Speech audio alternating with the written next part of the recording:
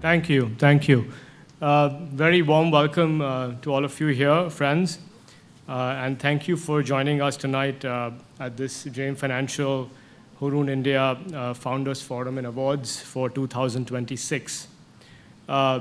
We all gather here this evening for a very important purpose, and the purpose is to celebrate our quiet titans. And these are the quiet titans, which are all the gems and India's best private companies, which make India happen. We often think about IPOs, we often think about listed companies, and we often think about our own pipeline, which today is the fattest ever when companies are going public. But this would not get built unless we don't see the hard work that is happening on the private side from all of the promoters and founders who are sitting here. So thank you all for being here. It's a pleasure to have you here with us. You know, I just came back from a recent trip to China last week, and it was fascinating. I went there after a couple of years, and there is tremendous progress happening in China. And I was thinking to myself, all the entrepreneurs and companies that I was meeting there, that what is different, between India and China. And China has a very strong central and state ecosystem, which promotes intense amount of competition, what they call involution, to make their companies grow at tremendous amount of scale. But what I found very interesting, and since we have no media here, that sometimes we have the reverse problem in India. We have state interference, right? And sometimes you don't have the strength and power of the state behind you when you want to scale your enterprise. So while Chinese promoters, Chinese founders, and Chinese entrepreneurs have done very well, they have a tremendous amount of capital commitment, 30-year loans at 2% rate of interest, equity available at tap from the government, huge amount of infrastructure that's been built out. And that is where the promoters have a lot of things on the platter. And so when I try and compare some of those entrepreneurs, and believe me, they're very smart, they know what they're doing, they're cutting edge.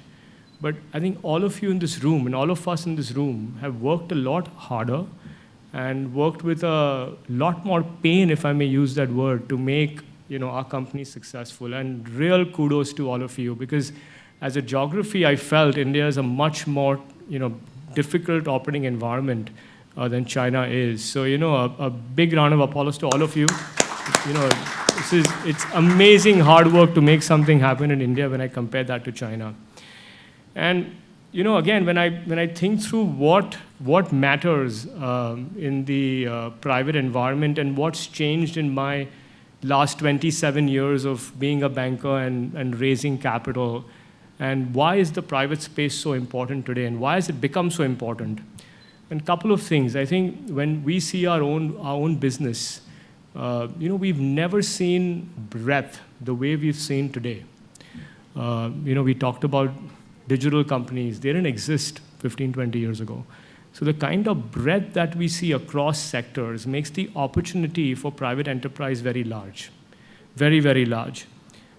Second, there's continuous political stability, very similar to China. We've had continued political stability, and we see that now in India.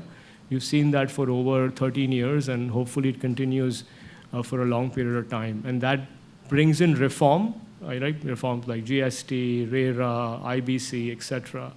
And it also helps entrepreneurs take longer-term CapEx decisions, which is important as well. But I think one of the most important factors has actually the evolution of private equity in India. And I have a couple of friends here, Manish, Nirain, who are going to talk to you about it a little later. But I think private equity capital has been a big driver of private company growth. They've invested and allowed companies to stay private and grow larger before they go public. They have all forms of capital, right from the venture stage to mature companies, even helping families buy out one business so the capital can be invested in other businesses. There's private credit. There's tons of capital available, which allows companies to stay private for a longer period of time. And this was not true. When I talked to my own father and I was talking to him about this event a couple of days ago, and he said, in his career, the first thing he had to do is go to Delhi. There was an organization called the Control of Capital Issues, which would decide what the price of an IPO needs to be. And yet, companies would just go and raise money from public markets. There was no other option. And things have completely changed in the last 4 decades. So that's a big difference. And the third thing I would like to highlight is the partnership approach. I think today, there are partnerships between private equity and promoters in the country. There are partnerships between private equity and professionals, and they are building private enterprises. And third, there are also partnerships now where there are promoter families partnering professionals to build business. I mean, the culture of ESOP is real. The kind of value that has been created by employee stock options, not only in India, but people who are working in India for foreign companies, is humongous.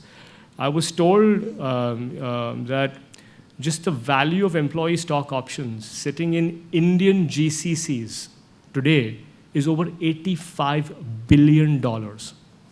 So that is the value of work being done for foreign companies in Indian GCCs and ESOP given by those foreign companies.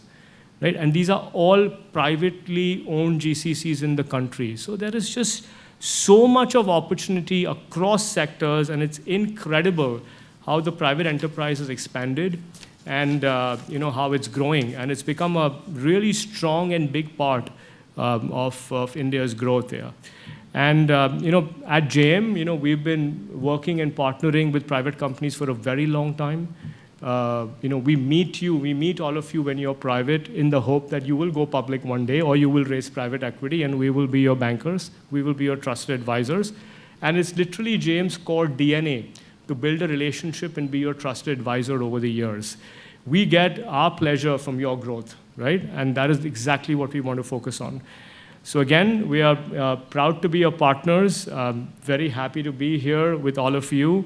And congratulations to all the winners, and we look forward to all these sessions and then hanging out with you later. Thank you.